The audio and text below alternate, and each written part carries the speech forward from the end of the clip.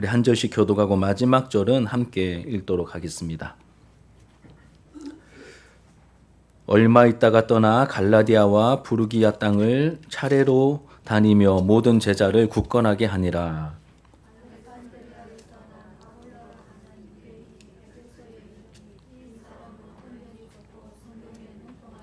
그가 일찍이 주의 도를 배워 열심으로 예수에 관한 것을 자세히 말하며 가르치나 요한의 세례만 알따름이라.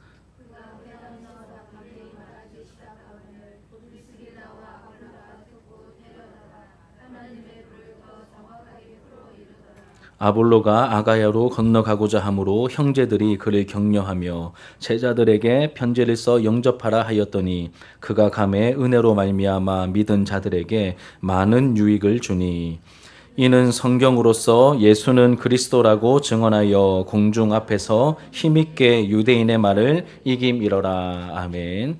예, 오늘 본문의 말씀으로 한 수 배우겠습니다라는 제목으로 하나님의 말씀 증거하겠습니다. 제목이 좀 특별하죠, 그렇죠? 어떤 내용인지 우리가 좀 살펴보도록 할 텐데 우리 앞뒤 좌우로 인사 한번 하고 시작하도록 하겠습니다. 잘 오셨습니다. 한번 인사하시죠. 예, 잘 오셨습니다. 예, 잘 오셨습니다. 예, 오늘 제목으로 한번 또 인사 한 수 배우겠습니다. 한번 인사하시겠습니다. 예, 한 수 배우겠습니다. 예, 예.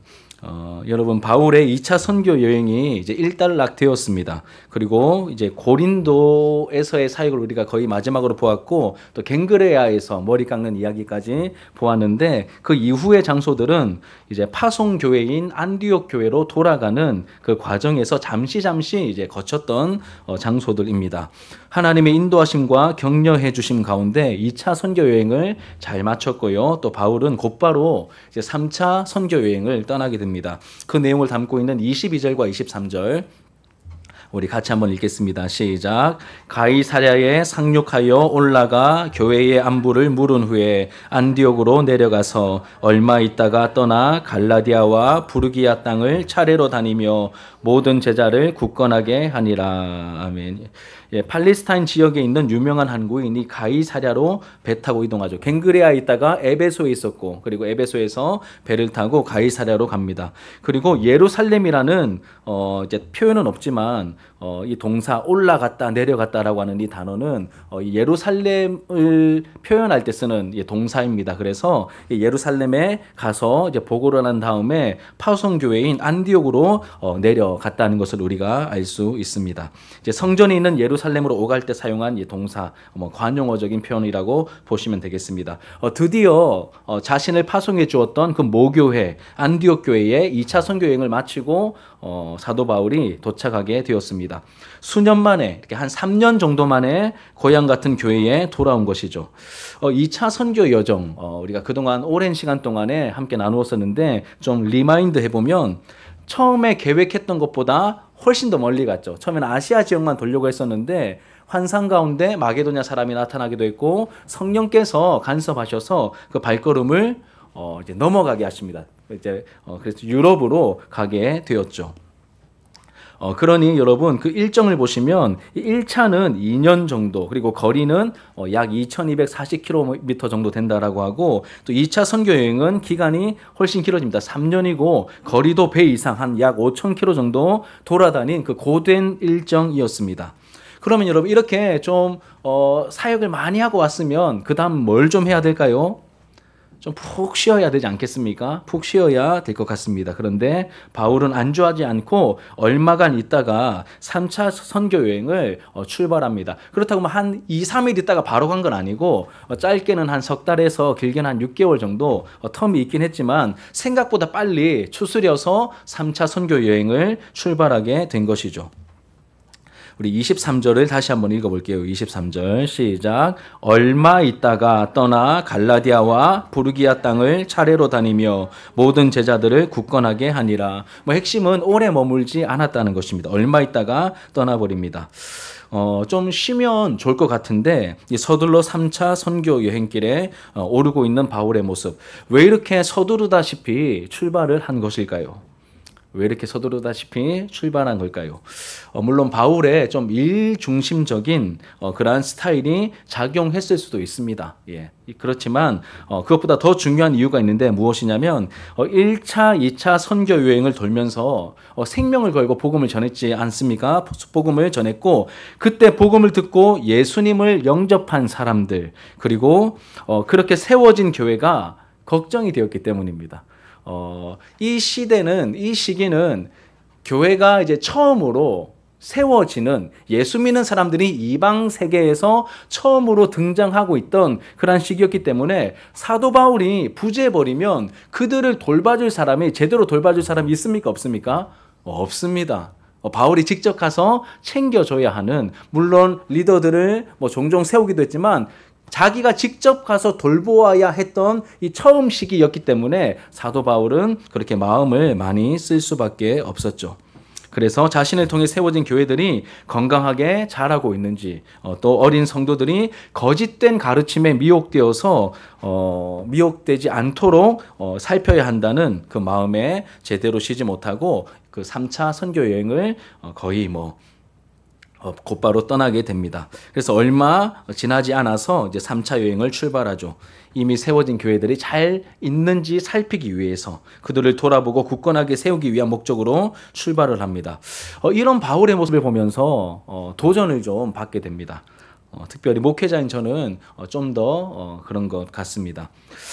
실제로 이제 저 같은 경우에는 이 연말 연시를 이제 보내면서 조금 버겁더라고요. 이렇게 좀 버거웠습니다. 하루하루 한 주 한 주가 어떻게 지나가는지 좀 모르겠을 정도로 이제 좀 사역에 좀 치이면서 막 이렇게 좀 시간을 보낸 것 같습니다. 예기치 않게 일어난 또 우리 윤 장로님의 어떤 사고나 또 전도사님도 어쩔 수 없이 부재하시는 그 상황 속에서 아이고 또 부서를 유초등부 예배를 또 아침에 한다라고 말은 해놨고 또 거기다가 또 우리 시차례 안에서 원래 그 임원들 중에 서기가 일이 제일 많거든요. 그래서 제가 동시자 교역자회 이제 작년엔 회기를 했는데 이번에 또 그렇게 제가 좀 만류를 했는데 안 된다고 했는데 서기로 세워놓으니까 이것저것 평소보다 신경 쓸 게 이제 더 많아진 상황 속에서 막 설교 양도 더 많아지고 아무튼 그렇게 좀 이제 부담감과 피로도가 더 좀 쌓여가고 있었습니다. 그러다가 좀 이렇게 마음이 좀 이렇게 지쳐가던 찰나에 이 말씀을 보면서 좀 힘을 얻게 되었습니다. 좀 도전을 받고 힘을 얻게 되었습니다. 누구보다 좀 쉬어야 될 타이밍에 바울이 그냥 영혼을 살피고 돌보기 위해서 얼마 지나지 않아서 또 곧바로 3차 여행을 그냥 거뜬히 출발하는 이 모습을 통해서 좀 많이 이제 도전이 되고 저에게 도전하시는 그런 음성으로 저에게 다가왔습니다. 내가 살피고 돌보아야 할 그 영혼들을 더 살뜰하게 챙겨서 굳건하게 세우는 일에 좀 더 매진해야 되겠다. 이런 도전이 좀 마음에 생겼습니다.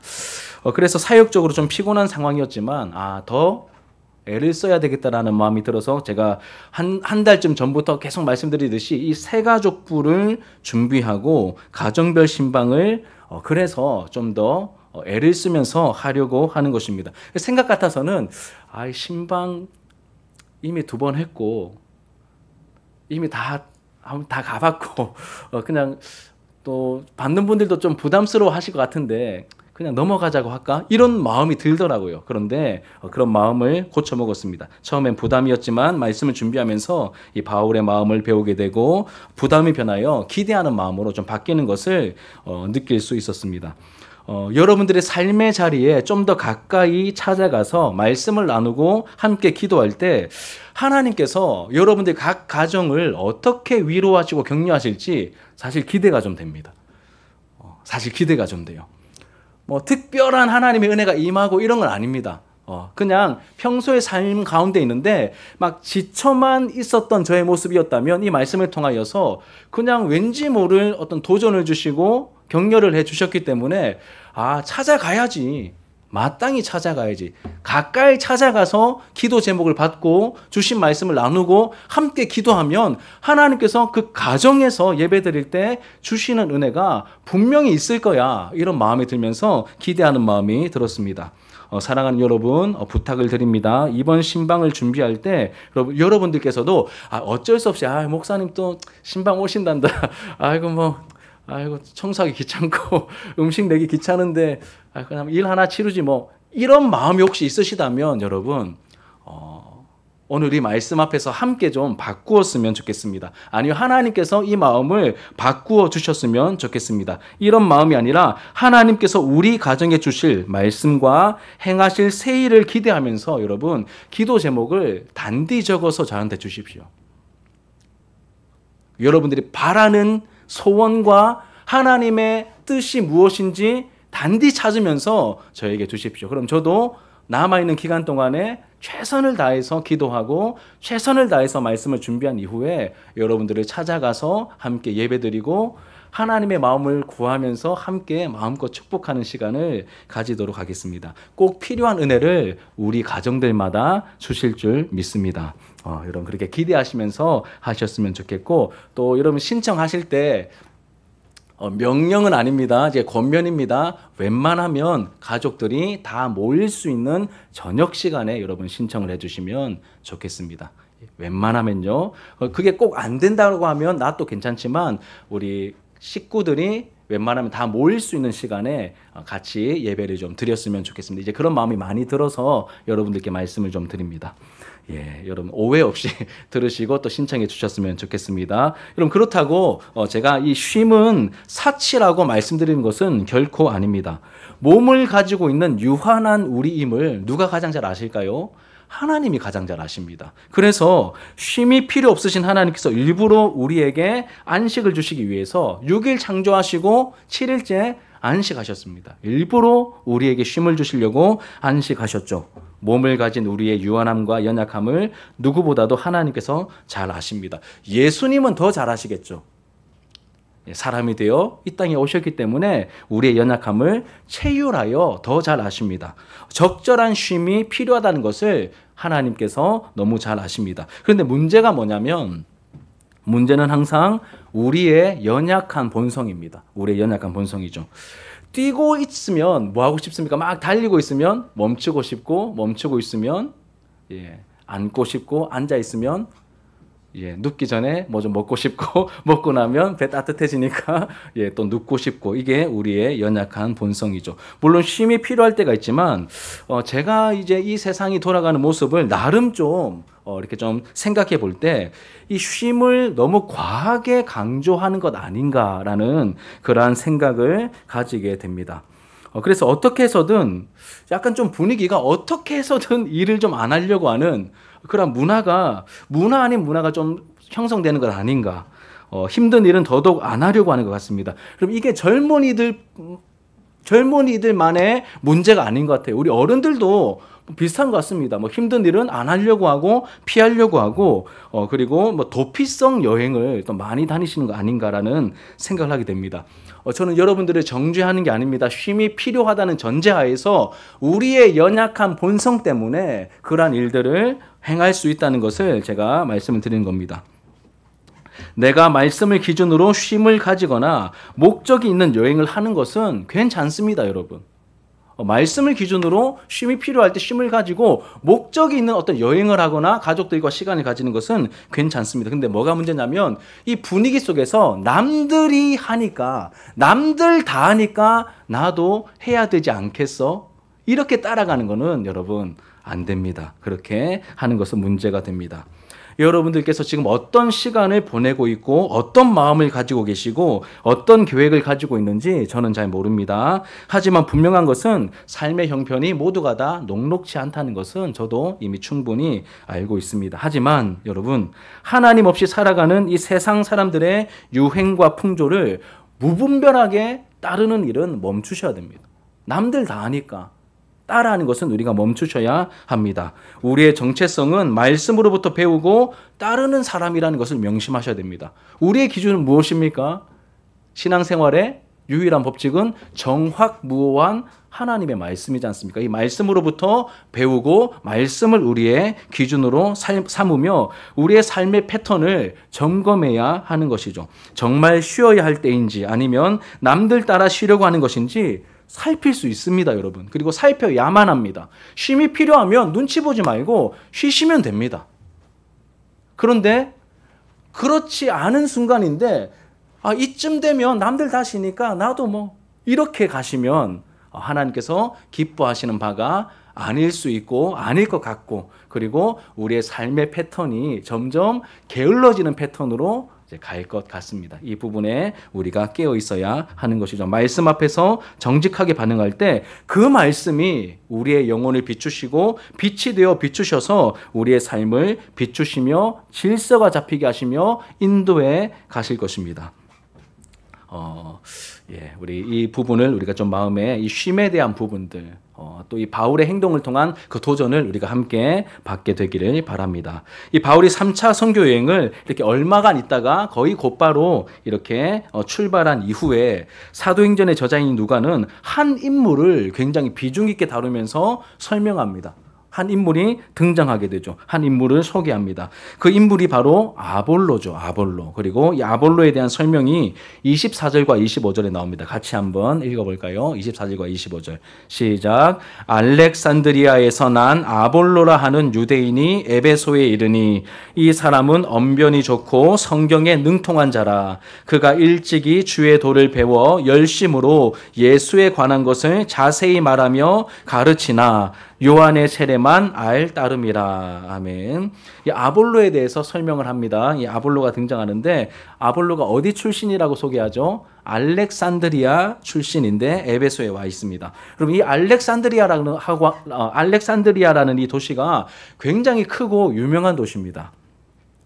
이집트의 나일강 삼각주의 하류에 위치한 거대한 항구 도시였습니다. 알렉산드리아 이름이 좀 이렇게 낯이 익죠. 누가 세웠을까요? 알렉산더 대왕이 정복한 다음에 세운 도시이고, 그리고 알렉산더는 정복 전쟁을 다녔기 때문에 이게 건설을 해라라고 시켜놓고 자기는 정복 전쟁 다니다가 요절하지 않습니까? 예수님처럼 33살의 나이에 죽거든요. 그래서 이 건설된 알렉산드리아는 보지 못했대요. 여하튼간에 이 알렉산더의 명에 의해서 이 알렉산드리아는 도시가 지어지게 되었습니다. 이후로 이 이집트의 정치적이고 경제적인 중심지로서의 역할을 알렉산드리아가 담당하게 됐는데, 알렉산드리아는 뭐 경제적으로 정치적으로 유명한 것보다 훨씬 더 유명한 것이 뭐냐면 문화적으로 학문의 중심지였습니다. 아테네 이상으로 학문의 중심지였습니다. 이곳에는 어마어마한 규모의 박물관과 어마어마한 규모의 도서관이 세워져 있었다고 합니다. 그래서 이 유명한 많은 학자들이 알렉산드리아에 와서 뭐가 있습니까? 박물관도 있고 엄청난 도서관이 있으니까 연구하고 활동하기 너무 좋은 거예요. 그래서 많은 학자들이 이곳에 와서 연구하고 가르쳤습니다. 국제적인 도시였기 때문에 외국인 이주자들도 많이 모여 살았는데 상당수의 유대인들도 이 알렉산드리아에 와서 유대인 공동체를 형성하며 살았고, 그리고 알렉산드리아가 정말로 유명한 건 뭐냐면 이 구약 성경이 원래는 히브리어로 기록되어 있지 않습니까? 이 히브리어를 그 당시 헬라 문화는 무슨 언어를 사용했을까요? 헬라어, 이 그리스어를 사용했겠죠. 이 헬라어로 번역했는데 이게 어디서 이루어졌냐면 알렉산드리아에서 이루어졌습니다. 70명의 유대인 학자들이 모여서 이 알렉산드리아에서 히브리어 성경을 헬라어로 번역합니다. 70명이 번역했기 때문에 이거를 70인역, 이렇게 LXX에서 70인역이라고 부릅니다. 굉장히 여러분 이 교회사를 공부하다 보면 굉장히 중요한 포인트이기 때문에 제가 일부러 좀 강조해서 말씀을 드립니다. 그리고 여러분 아볼로가 어디 출신이라고요? 이곳 알렉산드리아 출신입니다. 그럼 어떨까요? 실력이 굉장했습니다. 그래서 보시면 여러분 아볼로에 대한 설명이 언변이 좋고 성경에 능통한 사람이었다라고 말합니다. 언변이 좋다는 표현은 단지 그냥 말빨이 좋다, 말 잘한다 이 뜻이 아니라 학문이 굉장히 깊고 수사학을 공부했기 때문에 말도 잘한다. 학문이 굉장히 깊고 이 웅변에도 능한 사람이 바로 이 아볼로였다라고 말합니다. 구약에도 이 성경은 구약을 말합니다. 구약 성경에도 굉장히 능숙한, 그러니까 세상 지식과 성경 지식 모두 다 탁월하게 갖춘 그리고 말까지 잘하는 그런 실력자가 바로 이 아볼로였다고 말하죠. 그 설명을 들으니까 이 아볼로가 여러분 굉장한 사람이라는 것을 우리가 알게 됩니다. 넘사벽이죠. 넘사벽입니다. 알렉산드리아 출신의 뭐 엄청난 말까지 잘하는 학식과 성경에 능통하고 말까지 잘하는 언변에 능한 넘사벽의 사람이 이 아볼로였습니다. 그래서 이 아볼로는 또 일찍부터 주의 도를 배워 예수님에 대해서 알고 있었고 알고 있는 데만 그치지 않고 또 뭐합니까? 열정이 있어가지고 예수님에 대한 그 주의 도를 가르치기 위해서 알렉산드리아에서 지금 어디까지 와 있습니까? 에베소까지 와 있는 상황이었습니다. 여기까지 보면 거의 퍼펙트입니다. 여기까지 보면 바울 이상입니다. 제가 봤을 때는. 그런데 25절 하반절 이하에 살짝 아쉬움이 남는 한마디가 덧붙여지죠. 그렇게 가르치나 요한의 세례만 알 따름이라 라고 되어 있습니다. 모든 영역에서 넘사벽이고 아쉬움이 없었지만 아볼로가 알고 있는 복음에 대한 지식에 있어서 부족함이 좀 있었습니다. 주의 도를 알고는 있었는데 아마도 이제 예수라는 인물이 그리스도로 오셨고 그분을 통하여 하나님 나라가 회복될 것이라는 그 정도 수준의 복음을 알고 있었던 것 같습니다. 이렇게 예수가 그리스도이시며 그분이 십자가에서 죽으시고 부활하신 그 사건까지는 알고 있었지만 그 사건 속에 담겨 있는 그 풍성한 의미와 예수님께서 부활하신 이후에 어떻게 되셨습니까? 우리 배웠죠. 예수님의 낮아지심 이후에 예수님의 높아지심의 과정을 우리가 배웠죠. 부활하신 이후에 승천하시고 하나님 보좌 우편에서 성령을 받아 성령을 부어주신 그 사건과 이 일이 담고 있는 어마어마한 그 의미까지는 이 아볼로가 몰랐던 것 같습니다. 왜 제가 이렇게 말씀드릴 수 있냐면 25절 막판이 어떻게 끝납니까? 요한의 세례만 알 따름이었기 때문에 제가 이렇게 말씀을 드리고 저도 이제 존 스토트 목사님의 책을 참조해서 여러분들께 설명을 드린 것입니다. 이 아볼로에 대해서 제법 길게 말씀드렸는데 쉽게 말해서 이제 바울만큼 대단한 인물이 넘사벽 같은 존재가 나타났다는 것이죠. 그래서 고린도 전서 1장과 2장을 잘 읽어보시면 고린도 교회가 많은 문제를 가지고 있었는데 가장 첫 번째 문제로 제시하는 게 뭐죠? 여러 파가 있었다라고 말합니다. 나는 게바파, 나는 바울파, 나는 그리스도파, 그리고 또 뭐가 있습니까? 나는 아볼로파도 있잖아요. 그만큼 이 아볼로가 대단한 사람이었고 종교개혁자 마르틴 루터 같은 경우에는 아마 저자가 누구인지 밝혀지지 않은 이 히브리서를 아마 아볼로가 기록했을 것이다. 그렇게 추정을 합니다. 히브리서를 누가 기록했는지 모릅니다. 그런데 루터 같은 경우에는 아마 아볼로가 이거 기록했을 거야. 이렇게 이제 추정하고 주장을 합니다.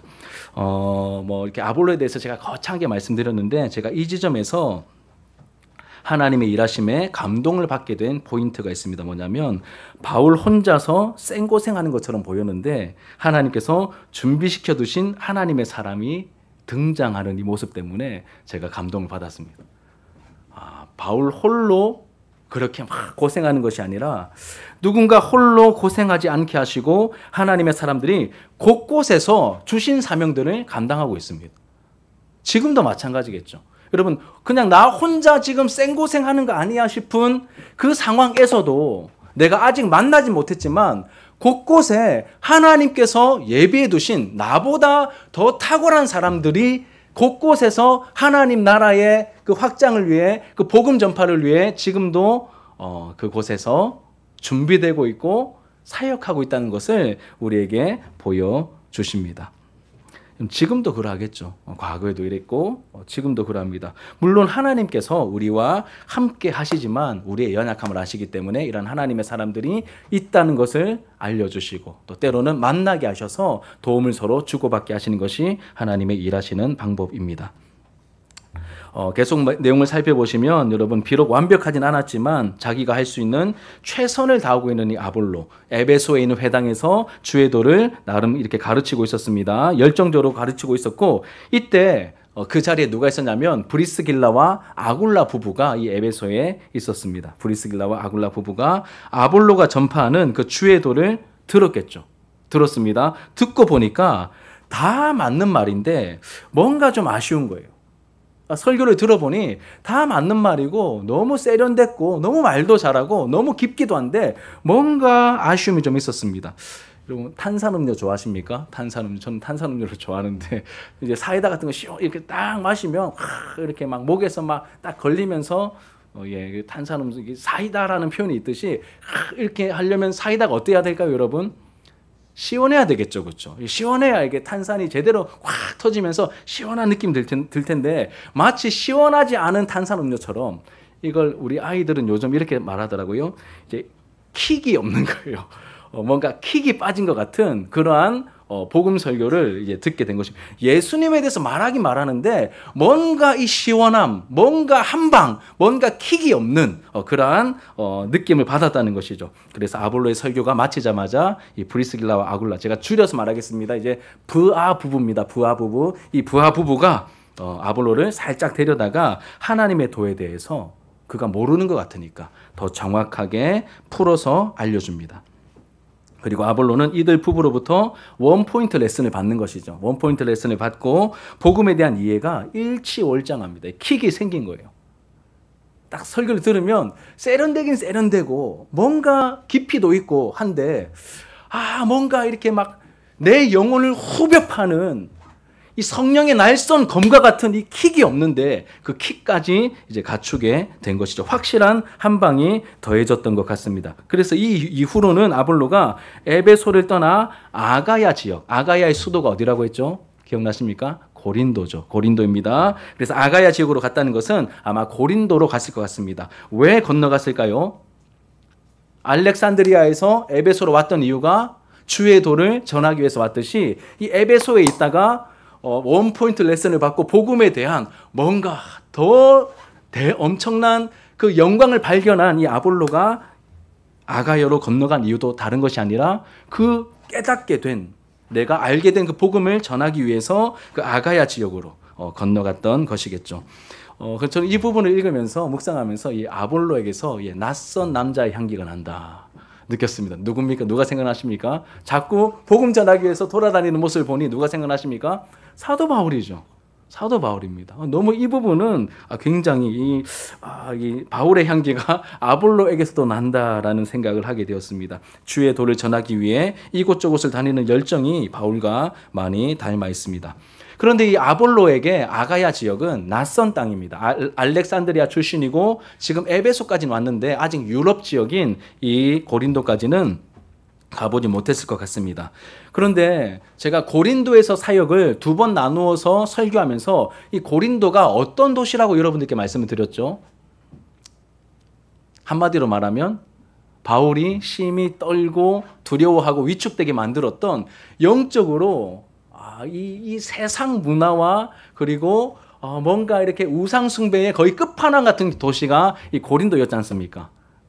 근데 그곳에 아가야의 수도가 고린도였고 이 아볼로가 그 아가야의 수도인 고린도에 이제 가게 되었죠. 바울이 털을 잘 닦아놓긴 했지만 여전히 세상 문화가 가득한 악명 높은 지역입니다. 그래서 이 에베소에서 알게 된 형제들이 이 아볼로를 이제 격려해 주면서 고린도에 있는 제자들에게 아볼로를 잘 영접하라고 편지를 써줍니다. 이 추천장 같은 거죠. 편지를 써줍니다.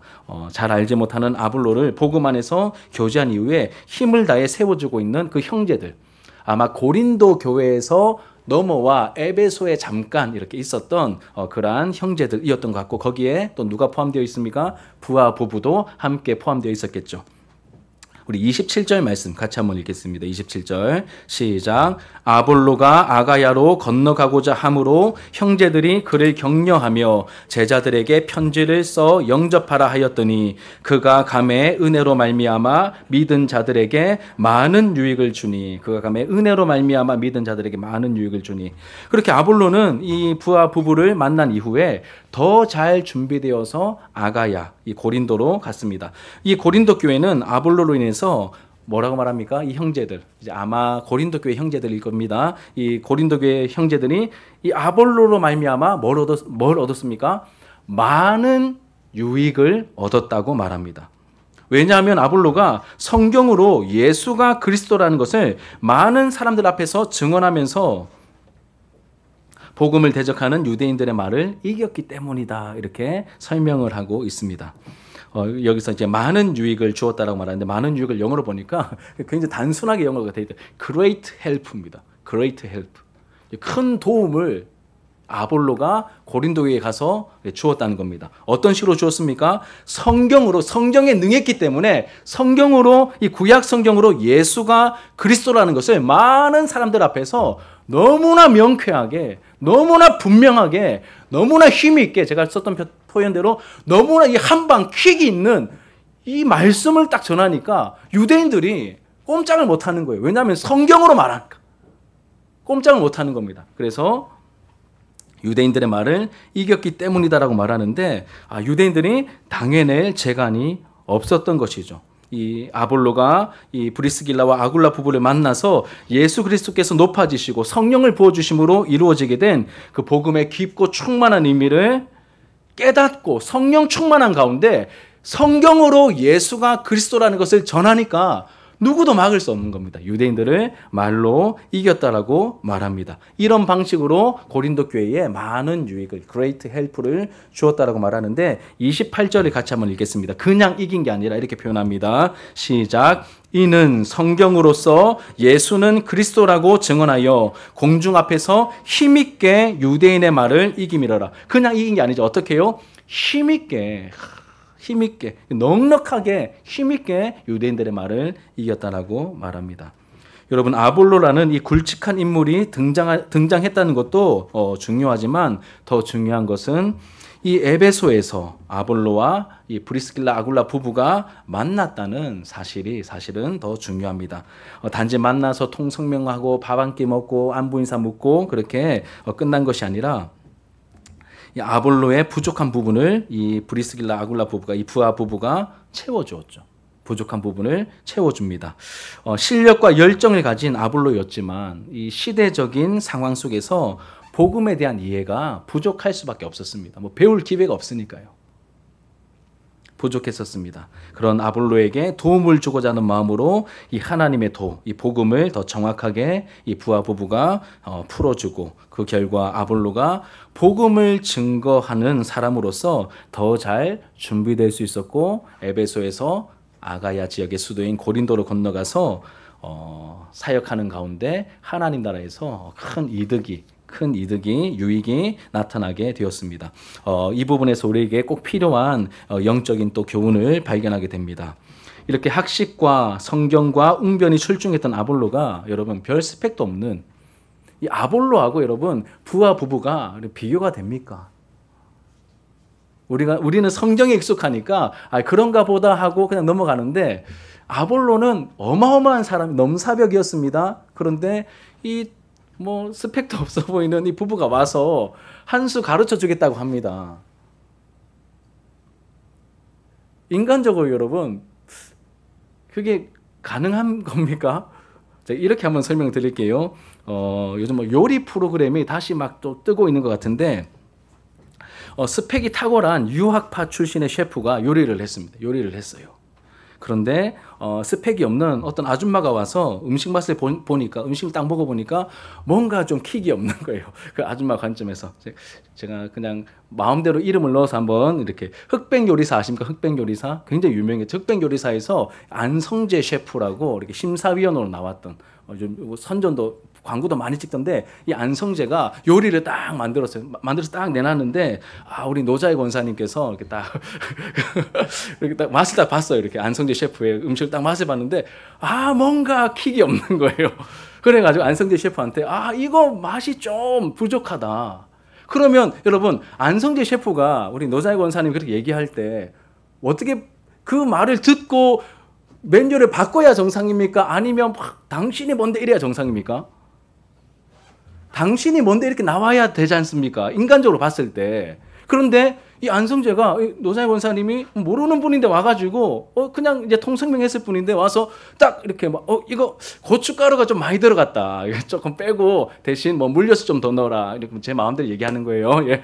이렇게 얘기를 하니까 그래요? 하고 딱 하니까 그 입장을 받아들이고 요리 음식이 너무 맛이 막 하늘의 맛이 막 그런 결과가 나왔다. 이렇게 상상을 해볼 때 그 안성재가 모르는 사람의 그 한마디를 들을 이유가 없잖아요. 네, 그렇게 했다는 겁니다. 이게 이루어졌고, 또 여러분 생각해 보십시오. 안성재 셰프가 있는데 혹시 맛이 조금 부족하다 할지라도 아무것도 아닌 내가 맛을 보고 평가하거나 말할 여러분 용기가 있으십니까? 이쪽에서도 불편한 상황이고 사실 저쪽에서도 좀 불편한 그러한 상황이죠. 양쪽 모두 쉬운 행동이 아니라는 것입니다. 여러분, 하나님의 일하심이 우리를 통해 제대로 나타나게 하려면 이 아볼로와 이 브리스길라 아굴라 이 부부를 통해 하나님께서 일하시는 방법에 눈을 뜨고 우리가 확실하게 이 말씀을 통하여 다룸을 받아야 됩니다. 그냥 어떻게 되겠지가 아니라 이런 말씀 속에 나와 있는 구체적인 현장과 구체적인 모습을 통하여 우리를 다루시려고 하는 그 하나님께 우리를 맡기면서 하나님께서 일하시는 방법에 눈을 떠가며 우리도 다룸을 받아야 한다는 것이죠.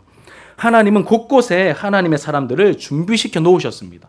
바울도 있고 아볼로도 있고 여러 사람들을 준비시켜 놓으셨습니다. 그리고 적절한 때에 적절한 장소에서 만나게 하시죠. 이 부하 부부를 이 아볼로가 만났듯이 만나게 하십니다. 그럼 이때 우리가 어떻게 반응하며 어떻게 행동해야 되겠습니까? 이게 문제인 겁니다. 이게 문제인 것이죠. 먼저 여러분, 우리의 현실, 우리의 상황을 생각해 보면 안타깝지만 우리나라의 문화가 어떻습니까? 우리나라의 문화, 어려서부터 경쟁해야 하는 구도 속에서 아이들이 자랍니다. 유치원 때부터 영어 유치원을 보내야 되니 어쩌니 막 이러면서 막 유치원 때부터 막 박이 터집니다. 막 또 학교에 가면서부터 또 학원을 막 바리바리 막 다니기도 하고 막 이렇게 끊임없이 경쟁해야 되는 구도 속에서 아이들이 자라게 됩니다.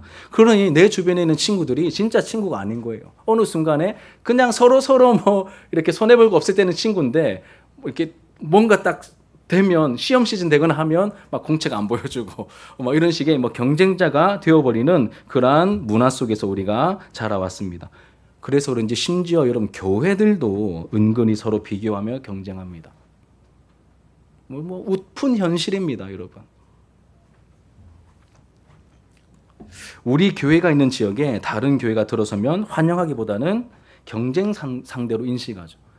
그 목사님, 아이고, 이렇게 힘든 지역에 오셔가지고 고생하시겠다. 찾아가서 밥 한 끼 하시죠. 하고 이렇게 하는 게 아니라, 이런 식의 이렇게 견제와 경쟁하는 마음이 먼저 드는 게 우리의 연약한 본성인데, 우리나라의 문화와 구조 속에서 이게 더 심하다는 것이죠. 더 심합니다. 그런데 그러면 안 됩니다. 그러면 사람을 도구화시키고 경쟁 상대로 인식하게 하는 이 세상 문화에 우리가 휩쓸리면 안 된다는 것이죠.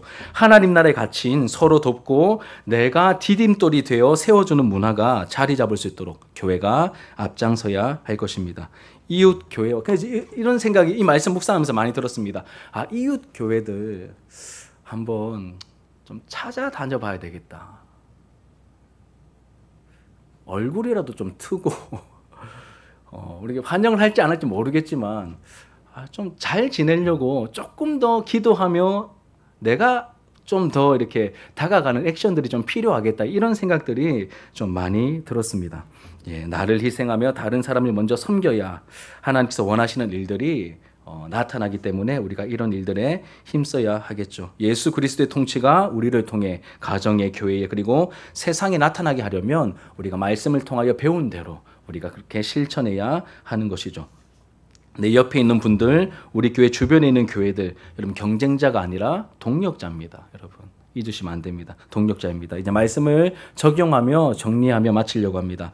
여러분, 하나님께서 일하시는 방법은 주로 사람을 사용하십니다. 그리고 하나님의 사람들을 곳곳에 이렇게 준비시켜 두시고 예비해 두셨다가 적절한 때, 하나님의 때에, 하나님의 타이밍에 하나님께서 정하신 장소에서 만나게 하시죠. 이 아볼로와 부하 부부처럼 이렇게 만나게 하십니다.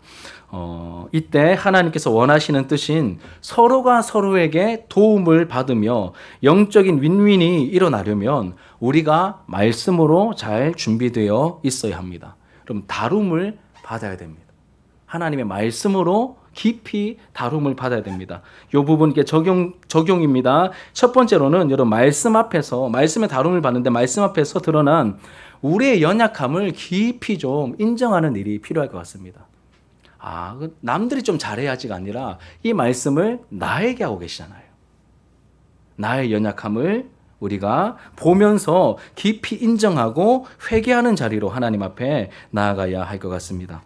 우리가 함께하고 서로를 존중하고 배우려고 하기보다 혹시 시기와 경쟁과 남들과 비교하며 내가 좀 나아 보이면 교만해지고 내가 조금 못해 보이면 막 이렇게 좌절하고 쉽게 낭망하는 이러한 연약함을 우리 모두가 다 가지고 있지 않습니까? 다 가지고 있습니다. 그리고 이 문화적인 정서 속에서 함께하는 것보다 이제 함께하는 게 불편하기 때문에 함께하지 못하고 혼자 일을 하는 것에 우리가 익숙할 때가 많이 있습니다. 저도 그런 성향을 많이 가지고 있습니다. 우리 모두가 이제 공통적으로 안고 있는 연약함이죠. 그래서 이 말씀 앞에서 자신의 연약함을 깨닫고 인정하는 것이 가장 먼저 필요할 것 같습니다. 그리고 두 번째로는 여러분 다른 사람을 대할 때 하나님께서 붙여주신 동력자로 우리가 인정할 수 있어야 됩니다. 동력자로 보아야 하는 것이죠. 내가 한 수 가르쳐야 할 사람이 아니라 하나님께서 뭐가 막 나 있는 가시 많고 뭐가 나 있는 나를 다듬으시기 위해 한 수 배움을 청해야 할 사람으로 내 곁에 있는 동력자들 또 누군가를 그렇게 인정해야 합니다. 그래서 오늘 제목이 한 수 배우겠습니다 입니다. 아니 내가 뭐 스펙이나 예수 믿은 뭐 경륜이나 더 높을 수 있는데 하나님께서 누군가를 만나게 하실 때 나의 부족함을 채워주시고 나를 깎아내시고 나를 다듬으시려고 나에게 붙여주신 사람이 분명하거든요. 그때 내가 막 이렇게 재면서 너 뭐 대학도 안 나왔네. 너 뭐 예수 믿은 경력도 나보다 안 되네. 우리는 3대 4대인데 당신은 이제 2대야. 아이고 내가 한 수 전수해 줄게. 이게 아니라 하나님께서 만나게 하시고 붙여주실 때 하나님 그 사람으로부터 내가 배워야 한다면 제가 한 수 배우겠습니다. 이런 마음을 우리가 가져야 한다는 것이죠. 신앙생활을 오랫동안 또 깊이 있게 하신 분들일수록 쉽지 않을 것입니다. 아마 목회자인 제가 가장 이 부분에 약할 수밖에 없을 것 같습니다. 그러니 예수님의 낮아지심을 아주 깊이 우리가 묵상해야 하는 것이죠. 그리고 내 눈이 열려서 이 상대방이 귀하게 보일 때까지 우리가 성령의 도우심을 구해야 합니다. 단지 도우심뿐만 아니라 내가 깨어져야 되는데 나를 깨뜨려 주심을 간절히 구하고 또 구해야 하는 것이죠. 마지막으로 이제 배우기에 힘쓰고 가르치려고 덤비는 것이 아니라 배우려고 힘쓰고 함께 하려고 우리가 노력을 해야 할 것입니다. 하나님의 일은 여러분 혼자 하면 훨씬 편합니다. 속도감도 있고요. 내가 이렇게 이상한 짓만 안 하면 혼자 하면 속도감도 있고 훨씬 편합니다. 그런데 불편하고 더 힘들 수 있지만 더불어 일하는 것이 하나님의 방법이죠. 하나님의 방법입니다. 먼저 우리의 마음이 내 마음이 먼저 열려야 되고 도움을 주려는 마음과 도움을 받으며 배우려는 마음 모두 다 이 두 가지 마음이 다 우리에게 필요합니다. 그럼 이것이 하나님의 방법이고 이 방법을 따를 때 사람의 영광이 아니라 하나님의 영광이 드러나게 될 것입니다. 사람이 만들어낼 수 있는 결과가 아니라 우리가 하나님의 방법을 따라가다 보면 하나님께서만 하실 수 있는 그 하나님으로만 설명 가능한 그 하나님의 결과, 하나님의 영광을 우리가 보게 될 것입니다. 여러분 하나님의 일을 하는 게 중요한 게 아니라 하나님께서 원하시는 방식대로 하는 게 중요한 겁니다. 그냥 일 많이 하고 아닙니다, 여러분. 일 많이 안 하셔도 됩니다. 하나님의 일을 하는 게 중요한 게 아니라 하나님께서 원하시는 방식대로 할 때 하나님께서 제대로 역사하실 수 있고 하나님께서 제대로 영광 받으실 수 있는 것이죠. 세상의 가르침과 가치에 휩쓸리지 않고 말씀을 통해 배우고 말씀대로 한 걸음씩 우리가 함께 가겠습니다. 우리가 이 마음의 준비가 이루어져야 한다는 것이죠. 세상 유행을 따르는 쉼은 득이 아니라 독이 될 것입니다. 그러니 우리가 잘 분별해야 됩니다. 잘 분별하며 한 걸음씩 나가야 되고, 또 여러분 우리의 만남은 우연이 아니라 하나님의 놀라운 섭리 안에 있다는 사실도 기억하셔야 됩니다. 그러니 내 곁에 있는 분들을 함부로 대할 것이 아니라 소중하게 여겨야 하는 것이죠. 남을 나보다 낮게 여기며 배우려는 마음을 우리가 가져야 하는 것입니다. 그러면 우리 안에 이 세상이 흉내내지 못할 이 생명의 열매들이 풍성하게 나타나게 될 것입니다. 우리 말씀을 기억하시면서 우리 함께 하나님 앞에 기도하는 마음으로 우리 찬양하며 나갔으면 좋겠습니다.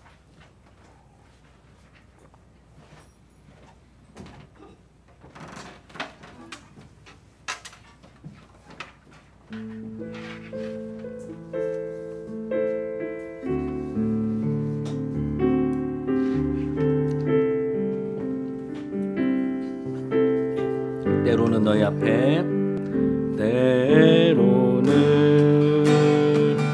너의 앞에 어려움과 아픔 있지만 담대하게 주를 바라보는 너의 영혼, 너의 영혼, 우리 볼 때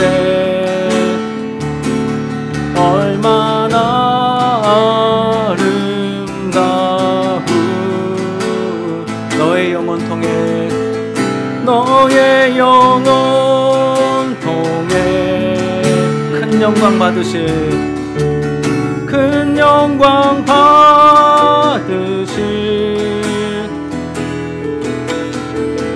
하나님을 찬양.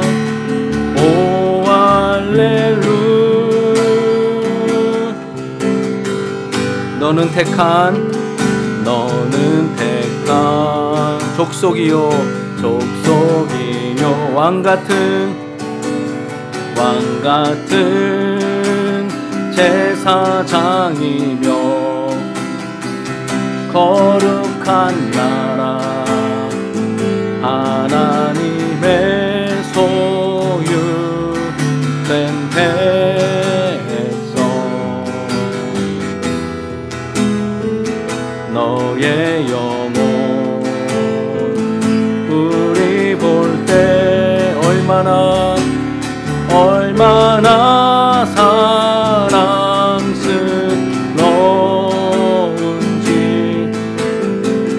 너의 영혼 통해 큰 영광 받으실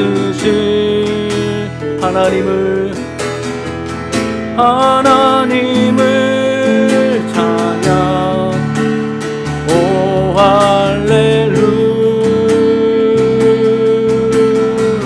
너의 영혼 통해, 너의 영혼 통해 큰 영광 받으실 하나님을 찬양. 오 할렐루야.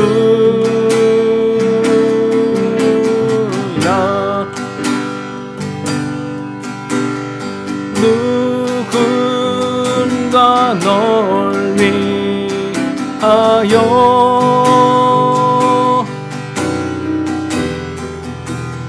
누군가 기도하네.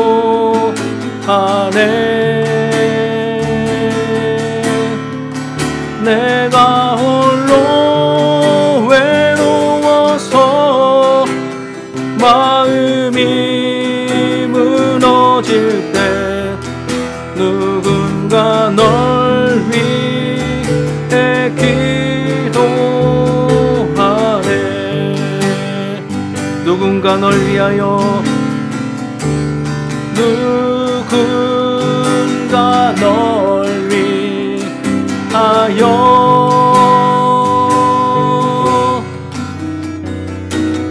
누군가 기도하네.